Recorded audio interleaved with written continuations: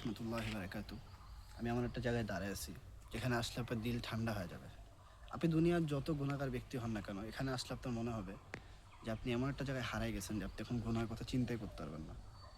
এই জায়গাটা হলো একটা গোরস্থান, একটা কবরস্থান, যেখানে অনেক অনেক লাশ, অনেক অনেক কবর এখানে দেওয়া হয়েছে, এখানে শায়িত করা আছে। দুনিয়ার এমন কোনো ব্যক্তি নাই যে সে এখানে আসবে না। এই ভিতরের মানুষগুলোর এখন একটাই চাওয়া, একটাই পাওয়া। তারা আল্লাহর কাছে প্রতিদিন ফরিয়াদ করে যে আল্লাহ, যদি দুনিয়াতে একবার যাইতে পারতাম, যে আল্লাহ যদি দুনিয়াতে একবার যদি 2 রাকাত নামাজ পড়তে পারতাম, তো সেই সময়টা কিন্তু শেষ হয়ে গেছে।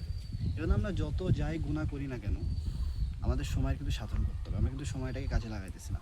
এজন্য আল্লাহ আমাদের বেশি বেশি করে আমল করার, বেশি বেশি করে নামাজ পড়ার তৌফিক দেখ। অন্ততপক্ষে নামাজটা পড়ার তৌফিক দেয়, যদি আল্লাহর কাছে আমাদের নিয়ে দাঁড়াইতে পারি যে আমরা 5 ওয়াক্ত নামাজ আল্লাহ আমাদেরকে দিয়েছিল, আমরা সঠিক সময় মতো পড়ছিলাম। তাহলে কিন্তু যতই আফসোস করেন কোনো লাভ হবে না। আল্লাহ আমাদেরকে বোঝার তৌফিক দান করুক। আল্লাহুম্মা আমিন। আসসালামু আলাইকুম।